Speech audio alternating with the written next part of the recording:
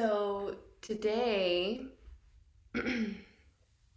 we are going to be doing Relax Deeply, which Eddie and I decided we should actually be calling Restorative because it's not so relaxing sometimes.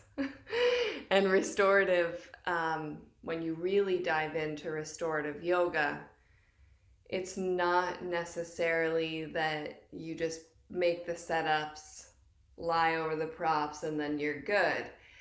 And you can just kind of go off somewhere else. It's a much more intimate and deep practice. And so we want to share that with you all. And so today's practice, just so you know, for those of you who are teachers or who want to kind of track this stuff, I'm really interested in this kind of thing, so it lights me up. But today's class is going to be for immunity. So all the poses and the sequence are for immunity. We're going to start sharing more classes like that for anxiety, for immunity, those two really potent and important things for our times right now.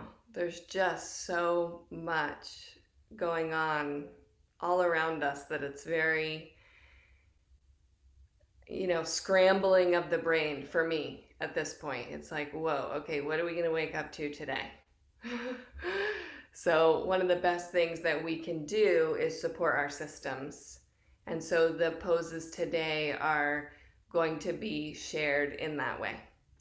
So let's do the chant. So sit up nice and tall.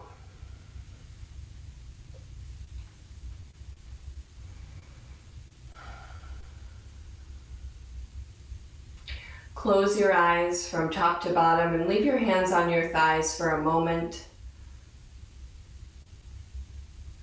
And just allow yourself to settle into the seat.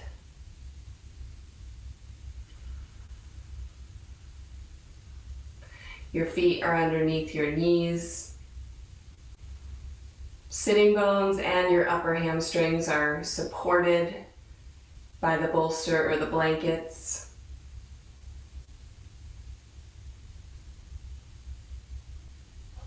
And there's a gentle stretch of the front side abdomen from your pubic bone to your sternum. And I use the word gentle on purpose so that you're not forcing yourself to sit upright, but that there's just an ongoing stretch in the abdomen. And that stretch going up will press your sternum up, chin up, crown of your head up.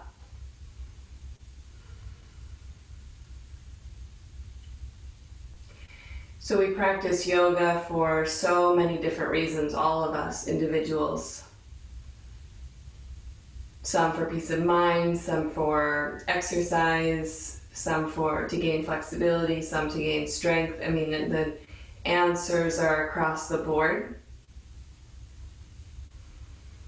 But can we move into a place in our practice where we are so dedicated that we have a toolbox that we build so that when we wake up in the morning and we ask ourselves, what do I need today? We can craft a practice that really works for us.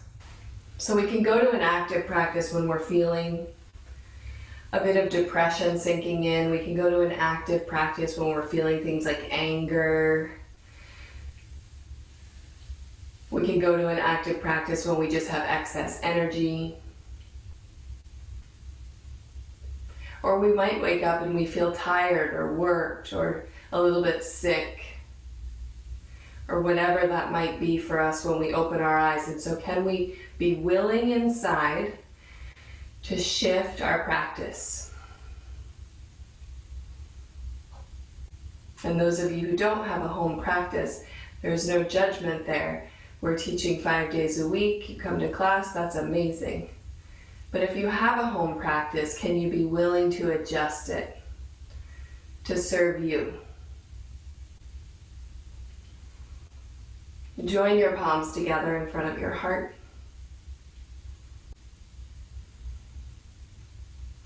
With your eyes closed, take a slow, smooth, and even inhalation.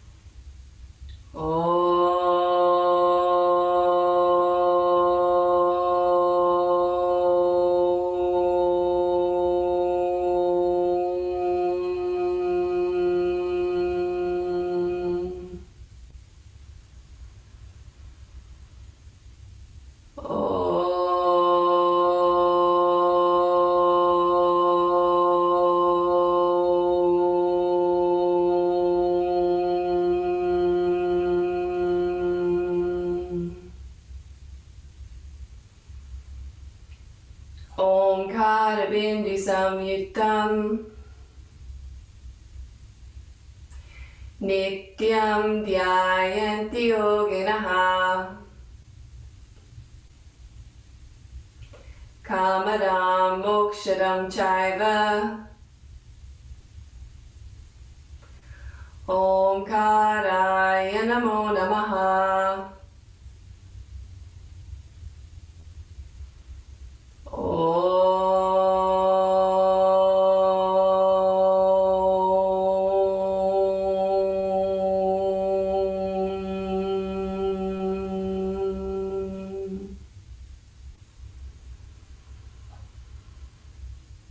Bring back that minor, subtle stretch of your abdomen. Allows you to lift your sternum to your thumbs.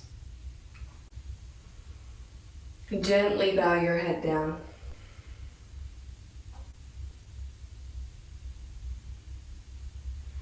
Bring your hands down, palms up.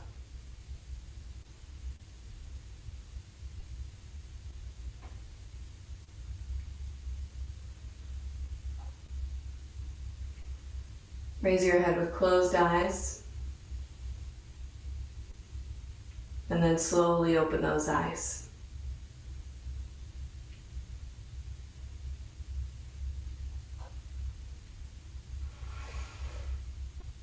So you need 2 bolsters and a belt to start. We're taking Setubandha Sarvangasana. So if you don't have 2 bolsters, you can always fold blankets and add them to be a second bolster.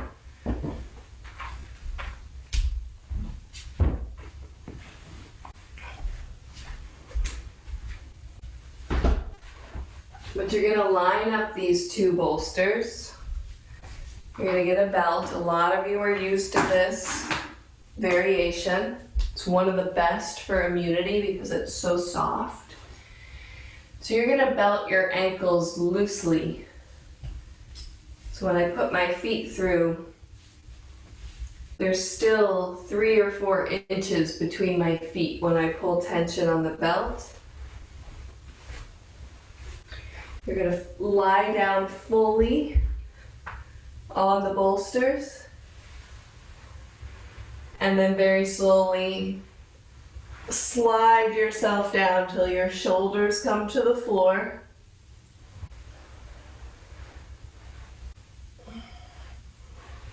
And then your legs go straight. Some of you will find that your feet will roll out. Some of you will find that your feet want to roll in. You just allow them to do whichever feels best for you today.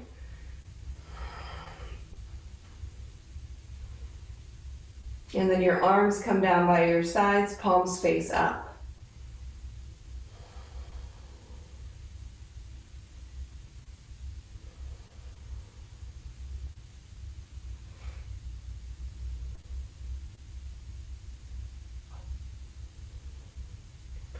So remember, as you are making your final adjustments, that you want your shoulders to be firm on the floor.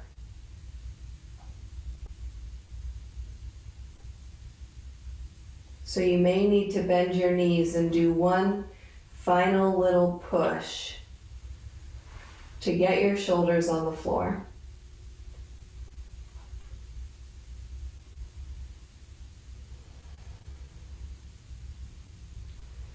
And then allow your hands to be separated from your body at least a foot, palms face up.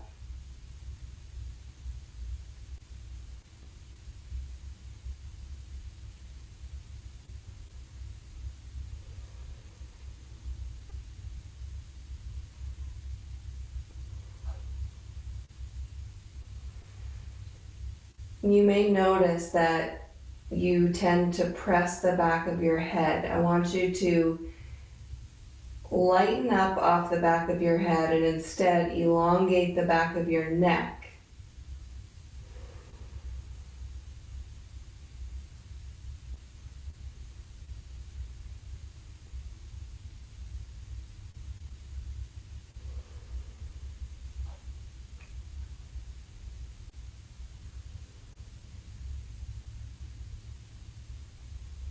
And then before you get too settled in, I want you to bring the heels of your hands and place them on the hairline of your forehead. Pull down on your forehead skin lightly, so it's not hard pressure. It's gentle pressure that pulls the skin down. You can feel the back of your neck get longer. And then once the heels of your hands come to your eyebrows, press straight down. Allow the back of your neck to go with that action.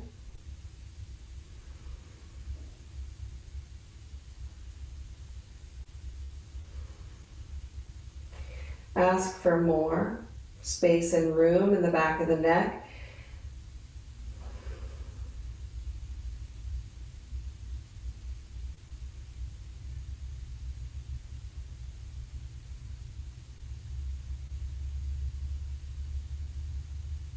And then release your hands and take your palms back up towards the ceiling.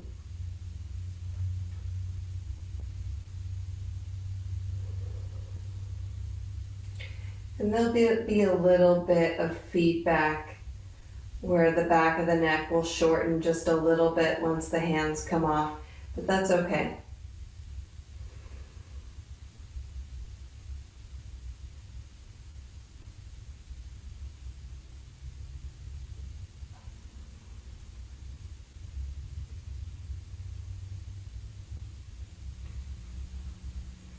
And then take those same heels of your hands, place them on your cheekbones. So just down from your outer eye corner, about an inch or so, I want you to press down. And the moment you press even gently down, you'll feel the back of your neck elongate. And then drag the skin down towards the floor.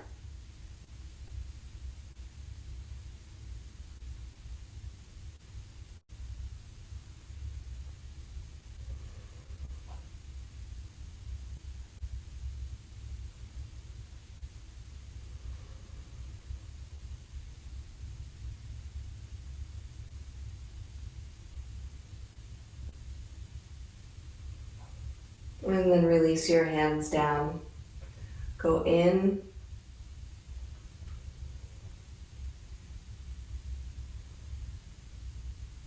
And let go.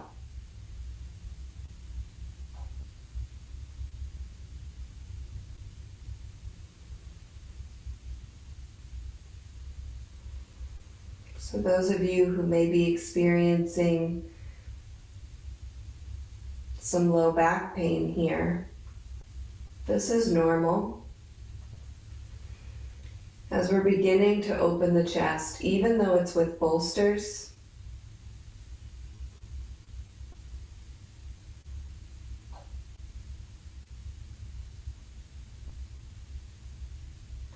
a soft surface,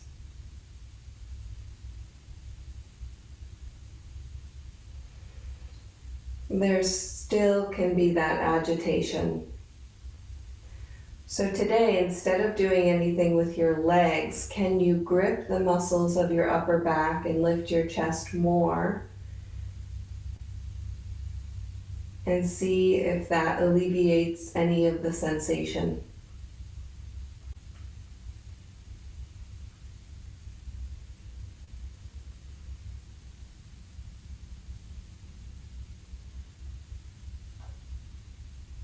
Many teachers have said this over the years, so I don't know the exact origin of where this did start, but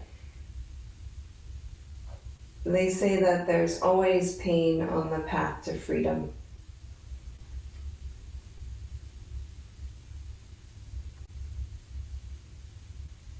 And so if we can keep that in our minds, we can realize that if we came to yoga without any sensations or pops or pains or aches in our body, and we were able to do everything, There would be no lesson.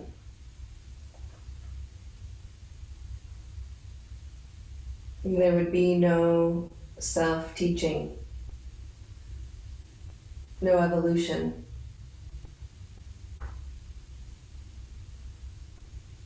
So I always give thanks for the challenges in my practice, in my body.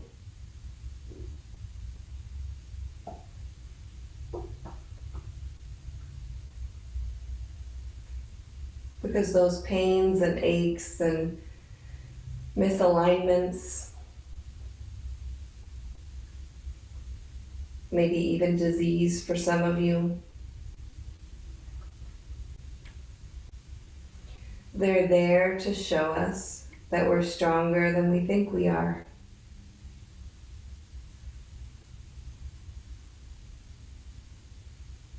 And as you move through your practice, you find those little victories.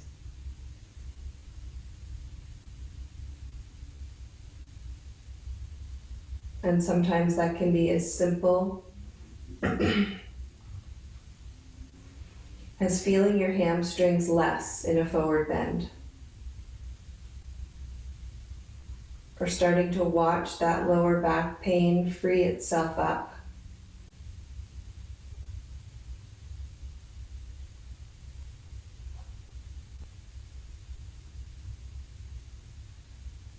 And those little victories forge the path for the bigger ones.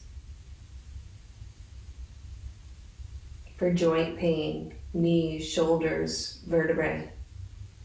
And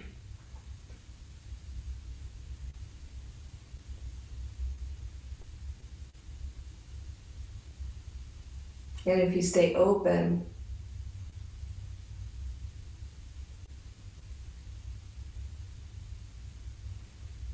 you may start to notice, and I know there are people on here who have had this experience, all of these experiences, but you may start to notice that you're able to manage your life a little more easily.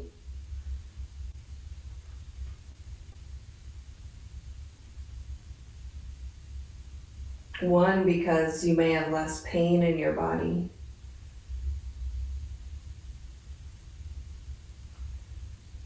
And two, because the practice has taught you patience in the face of challenge. And that's what yoga is. When we start to work with our bodies, it's patience.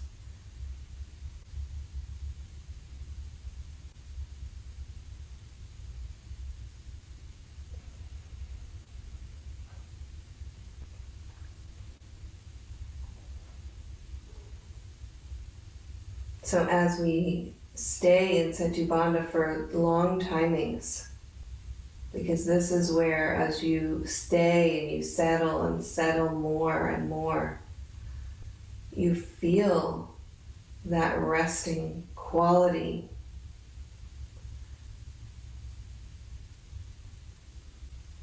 That nurturing quality.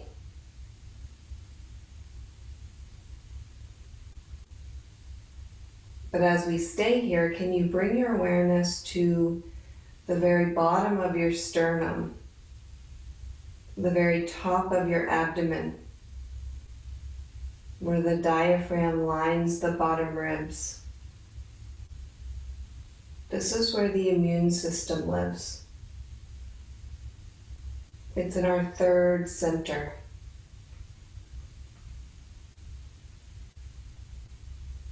Our third chakra, if you will, or our third energy center.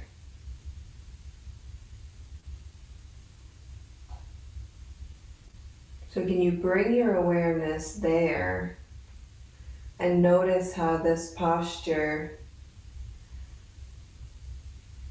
really subtly emphasizes the stretch, the extension of the upper abdomen. Yes, there's a back bend in the upper chest, and absolutely the chin moving towards the sternum, sternum towards the chin, compresses the thyroid. Those are all true. But today, can we look at how this pose, Setubandha Sarvangasana, extends the upper abdomen, middle abdomen, bringing movement, creating an openness.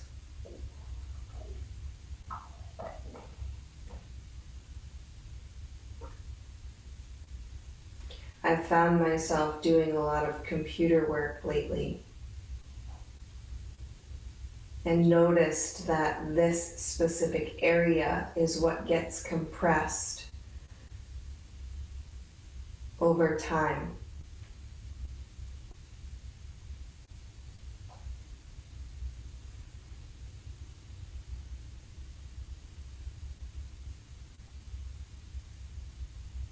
So can we put Setubandha in our toolbox?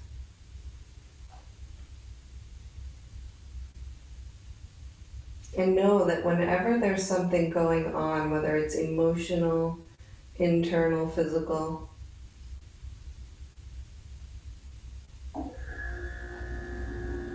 that you can bet that this is a really good place to start.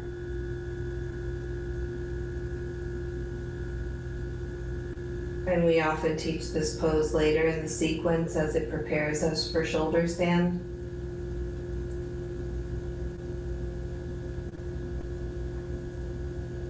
But we don't always have to practice in that way. And those of you who are suffering the most in your bodies and in your minds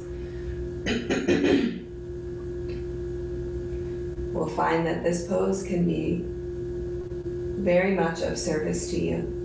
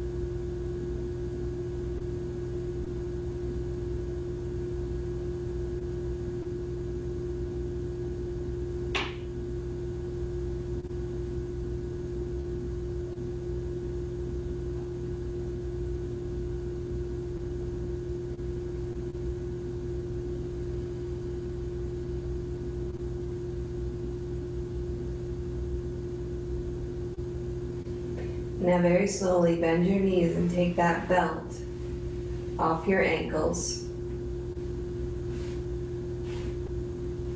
Roll to your right side and rest on your side.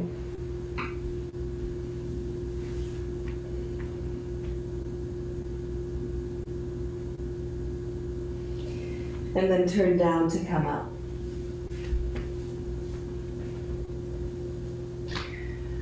So we're taking Supta Baddha Konasana. And really I could have just left you in that pose for the entire class and that would have been perfect, okay? Just so you know, you could stay much longer than that. So Supta Baddha Konasana. I want you to invite you, if you have two bolsters, to take this pose today with two bolsters. So I'm going to show it with two bolsters, and I'm going to show it with support for the outer hips. Because as I was explaining in Setubandha Sarvangasana, you can do that pose for your thyroid, you can do that pose for your emotions, but today we're really tuning towards immunity. So we don't want to be working our hips or trying to stretch our groins. We want to be more supported so that we can elongate this area of the body, especially that upper abdomen.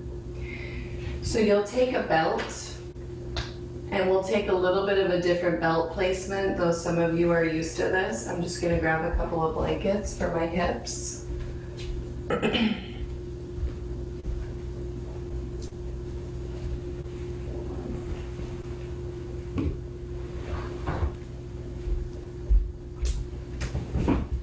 So one for a pillow,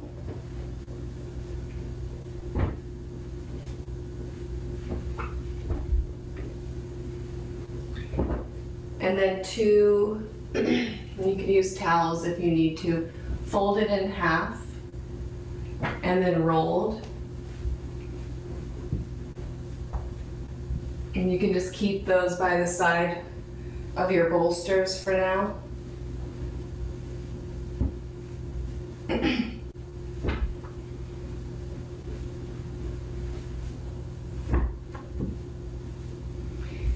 And then we're going to take the variation with the belt where you don't go over your back, but you make a loop and you simply drop the belt right on top of your knees, right over your knees, like this. And then when you go to take Baddha Konasana, you'll have the belt across your belly. It'll go around your outer upper thigh and hip. And then the buckle, and it'll go across your feet. I'll show it one more time. You're just gonna sit here with your knees bent, take the belt and put the belt over top. It's very simple. And then take the pose. But you wanna make sure that the buckle's not on your skin. So you can adjust the belt so that the buckle's in space. And really get the upper belt to go around your hips for extra support.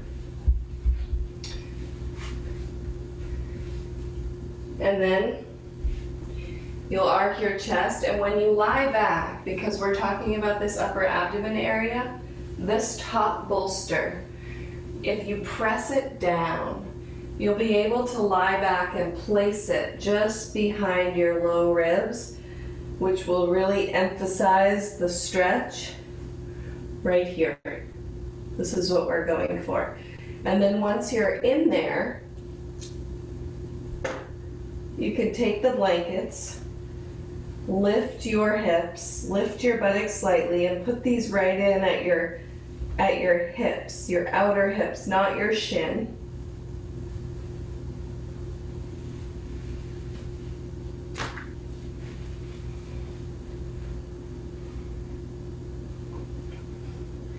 And then take the blanket for your head. And because we're up on two bolsters, I'm gonna fold this a little higher into a trifold so that my head doesn't go back, but that there's a slope of the forehead from your hairline all the way down towards your sternum.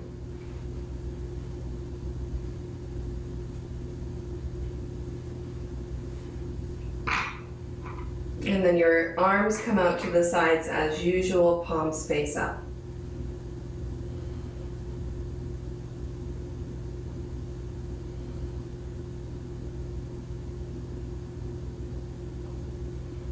I'm going to give you a few minutes to get in.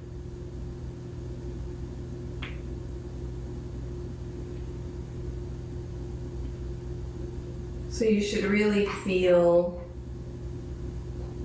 that your upper abdomen, if you even as you're starting this pose, take your hands and place them right under your bottom sternum where your ribs start to fan out into the bottom ribs, and you'll see that there's a sinking that's happening in that upper abdomen area, and there's a stretching. That's what you're going for, and you can't necessarily always achieve that with one bolster.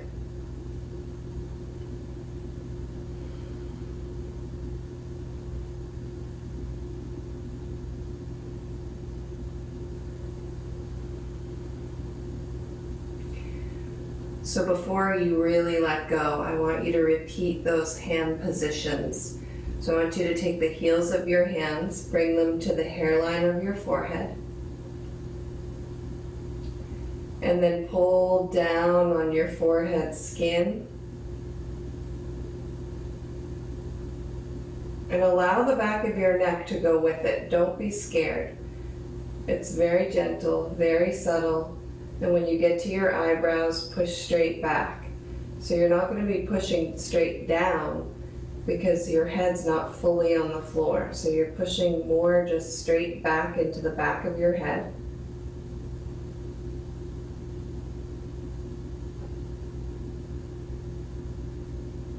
And then release your hands. Rest your arms.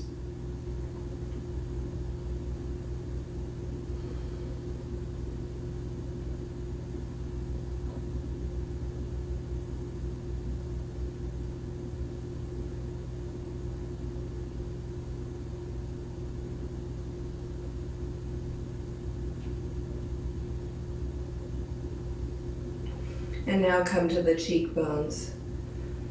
Heels of your hands just slightly down from the corner of your eye, outer corner, press straight down towards the back skull, and then drag your cheek skin down towards the floor.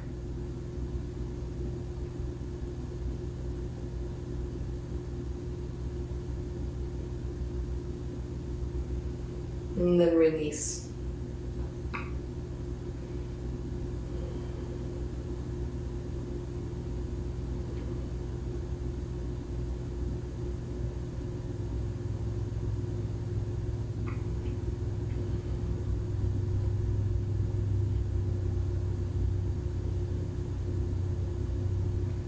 So I said before we started class that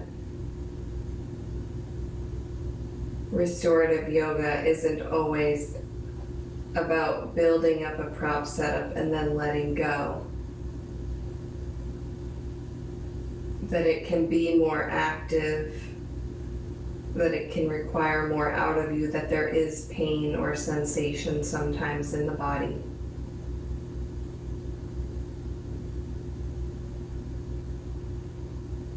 But today, can you really let go?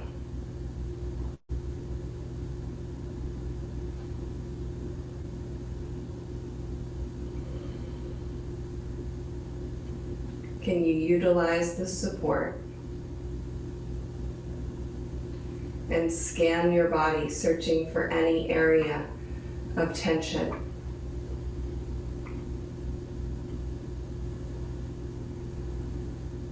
If you haven't taken enough height under your head, you're going to notice that the back of your head is pressing into the blankets. So be willing to change.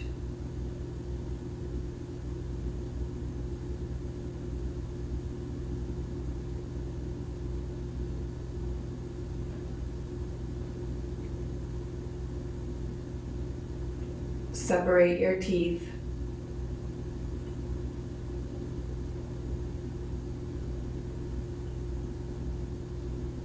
And even relax your mouth so much, the inside, allowing your bottom jaw to drop so that your tongue floats.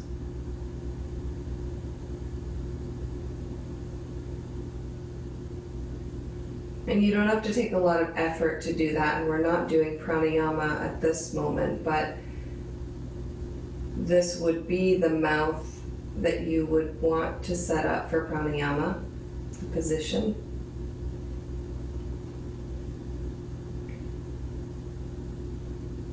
But here, can you use this position just to soften a little bit more in your cheeks, in your bottom jaw, your throat?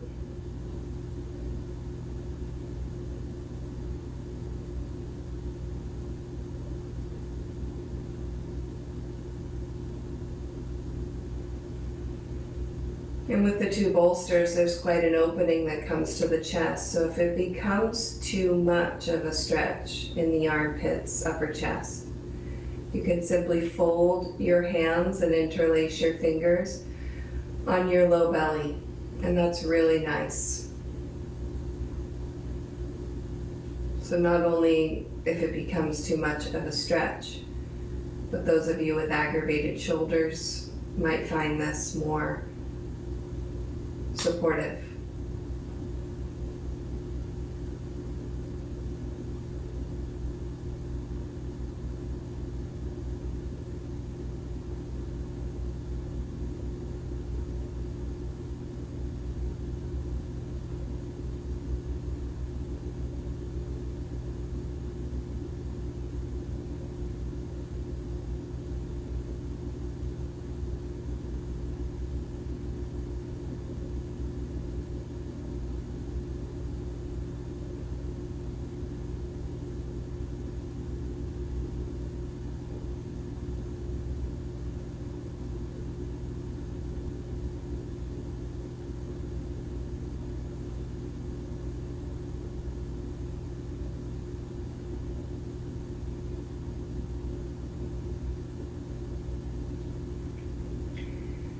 allow your body to be asleep. Let go, surrendered. But keep your mind sharp.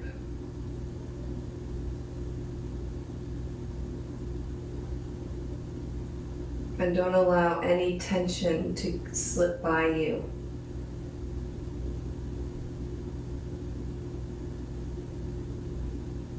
But be in a constant state of release.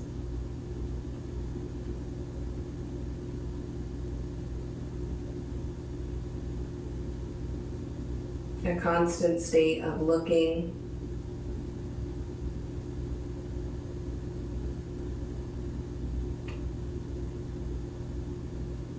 A constant state of asking yourself for more surrender.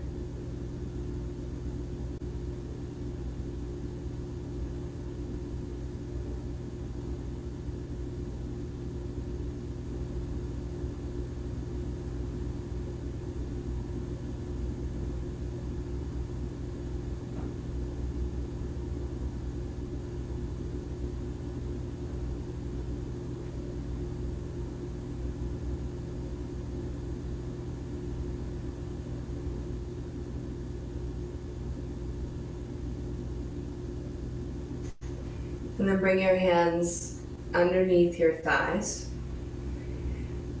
And as you lift your legs, I want you to do it with your arms fully. So not by gripping your legs.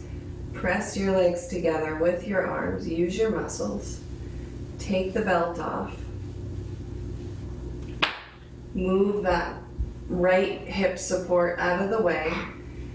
And slowly roll off the bolsters, being aware that you're up on a lot of height, and rest on your side.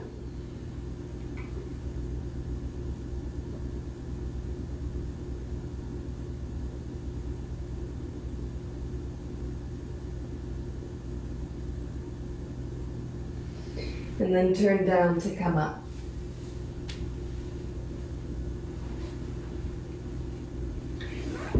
So we're going to leave this exactly how it is for Supta Virasana. I'm going to teach you something we haven't taught yet. So you're going to take one of your blankets and you're going to roll it all the way. And you're going to place that in front of your bolsters. And then you'll take the second blanket and you'll roll it 3/4 of the way. So not fully rolled. Almost.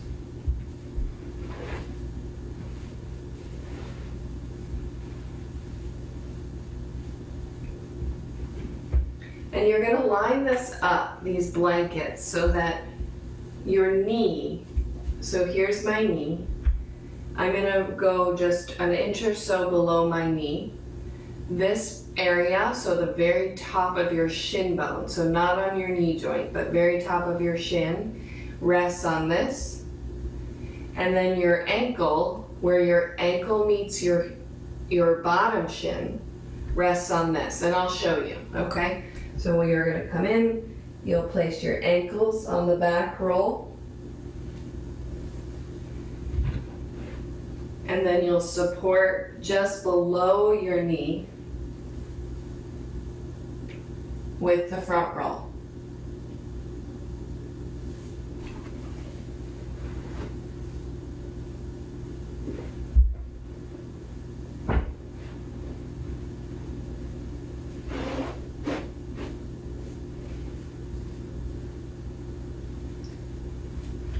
And those of you who know you need more support in this pose, you can take that setup. So those of you who know you need several blocks, you can take that setup.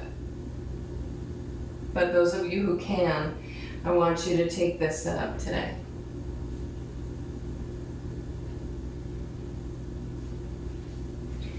And then once you're ready, you can simply arc and lie back. I'm going to give it a minute and see if I can help any of you.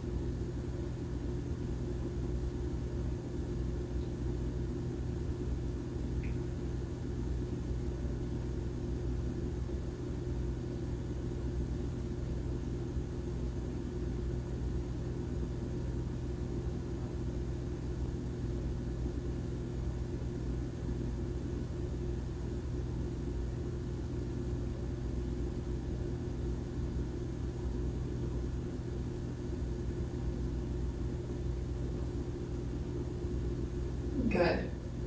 Yeah, if you're ready, you can go ahead and go back. I'm just watching so that I can help people.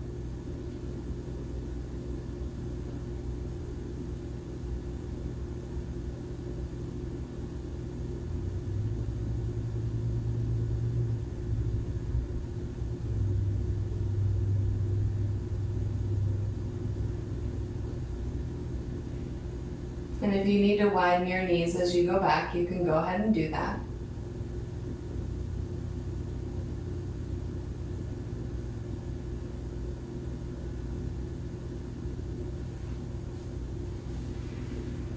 And if you need to stay upright for a little bit, you can go ahead and do that.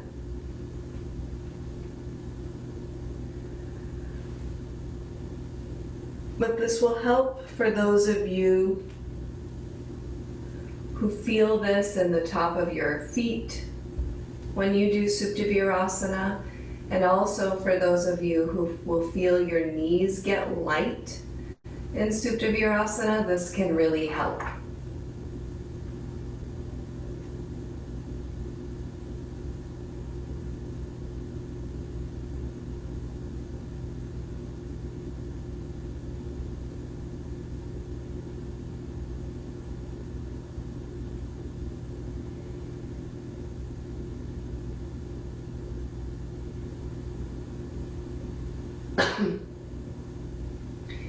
If this is not working for you and you want a variation for Supta Virasana, I want you to just lie down on the bolsters, 1 or 2, and straighten your legs for a supported Shavasana.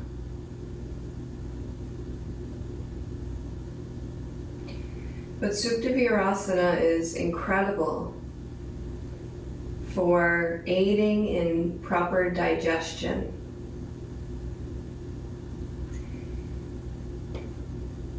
And if you've explored the immune system at all, you may know that your immune system lives in your digestive tract. It lives in your guts. So can we focus, as we are today, on those poses that support that area? As in Supta Virasana being one of the number 1 for the digestive tract.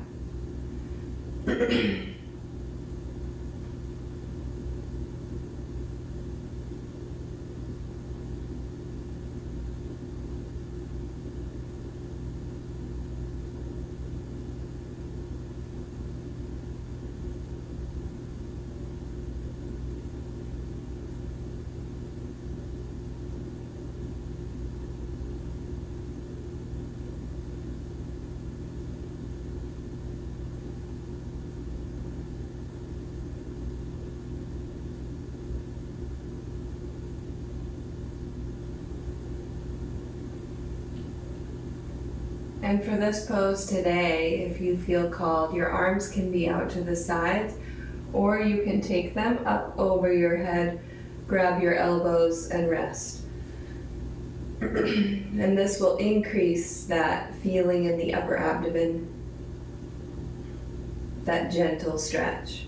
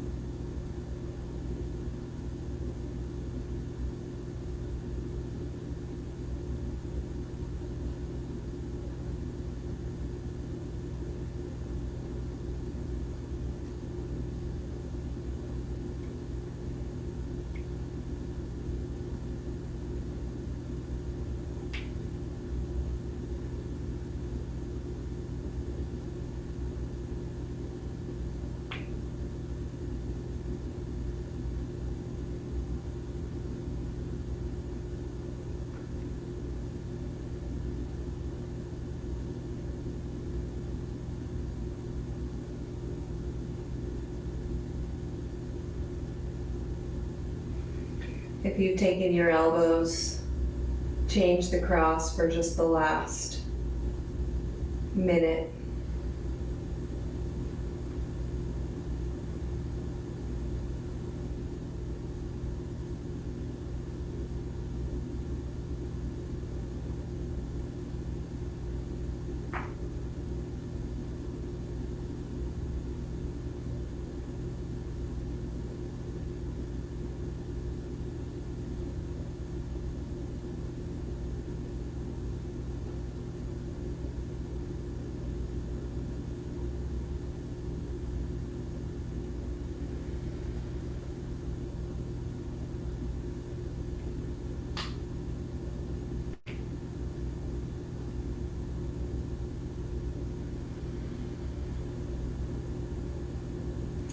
And then take your hands underneath your buttocks or by your feet.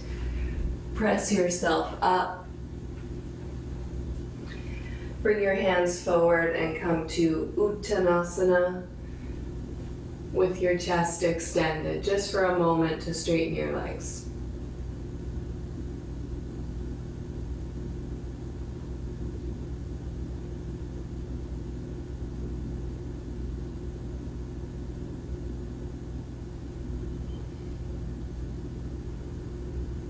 Good. Bring your hands to your hips, come all the way up.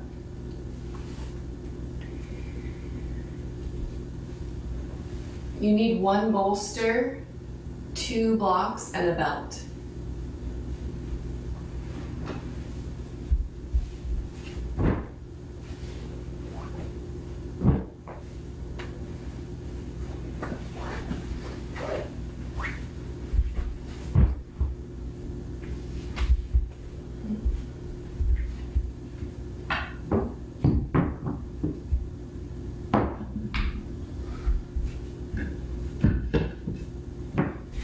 So we're taking another variation of Setu Bandha, and this is a new one. So Brett, this is a new one for you.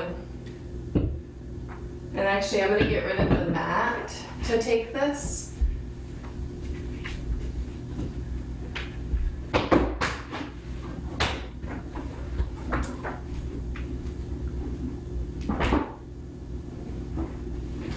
Okay, I'm changing on you. I'm gonna put the mat for my feet, for the blocks. I want the blocks to be stable,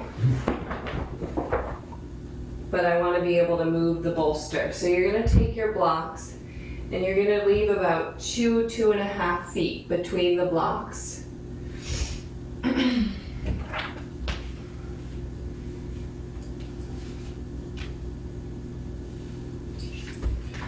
then just watch up here. So you're going to have your bolster as usual for Setu Bandha, but we're taking a wide leg Setu Bandha. So you start close. You're going to take this belt to the outsides of your feet and measure it on the blocks so that your heels are in the center of the blocks, so you're not going to be at risk to pull your feet off. Okay, so that's measured. And then I'm going to lie down, drag my back as I normally would in Setu Bandha. My shoulders touch the floor, my legs are still bent. Now I'm going to hold the bolster, and I'm going to slide back just enough so I can take my heels to the blocks, and then press out into the belt. Arms go down by your sides, palms face up.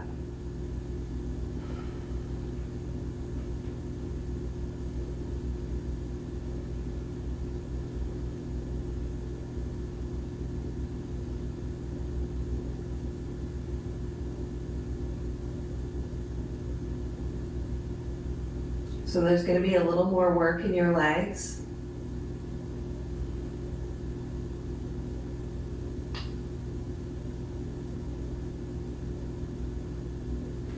But it doesn't have to be a whole lot.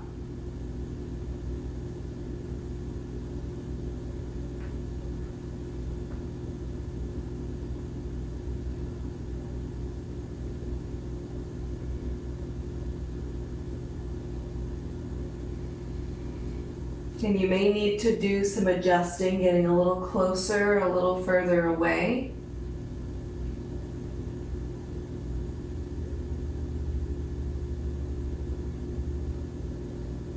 I'm going to stay here for just another minute for those of you who need to look, and then I'll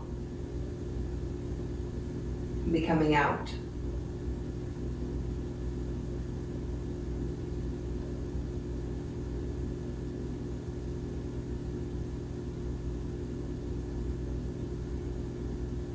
So you'll notice if you're in there,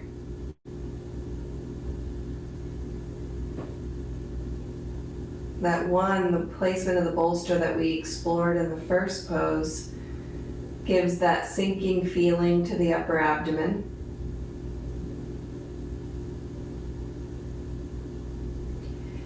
But now there's an addition to that where taking your feet wide and elevated with support continues that sinking feeling through most of your middle and lower abdomen as well. So there's that gentle stretch that we started with the chant, recreated here.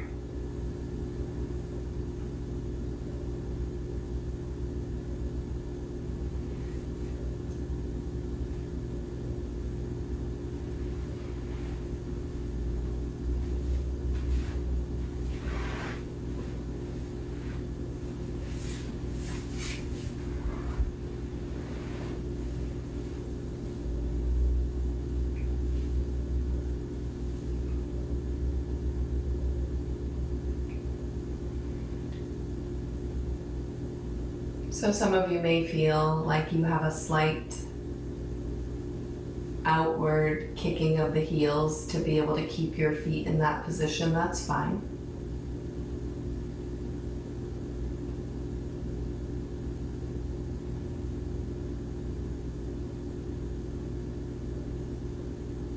But keep the tension on that belt. And see if you can soften both buttocks.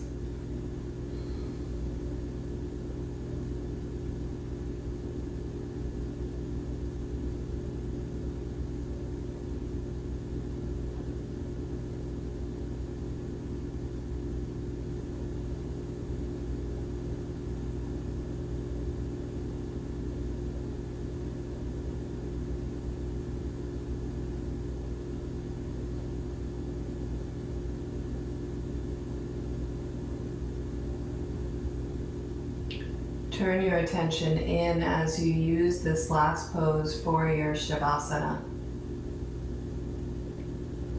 So even though there's a little bit of work in the legs, can you soften everywhere else? Especially in your face, your throat, your mouth, your lips, your teeth, your tongue.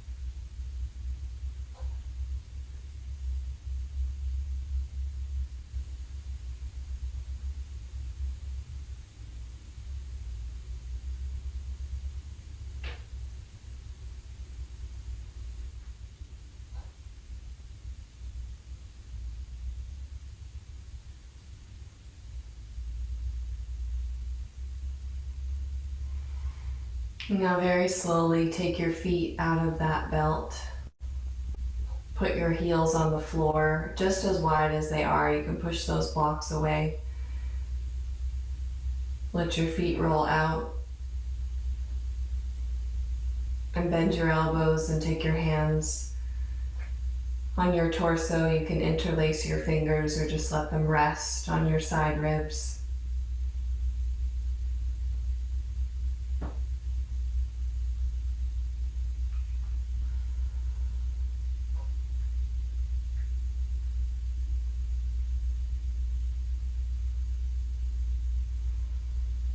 And then bend both knees, put your feet on the floor and roll to your right side, resting on your side.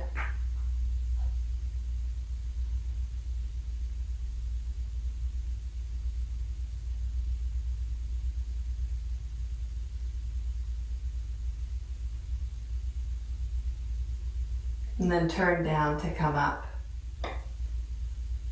And find a simple cross-legged seat.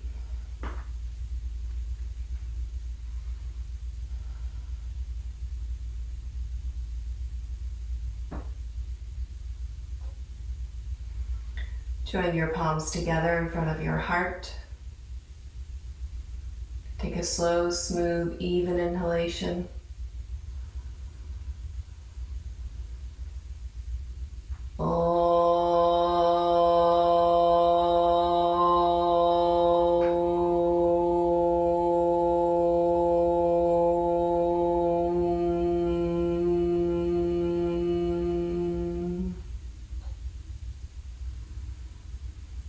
Namaskar.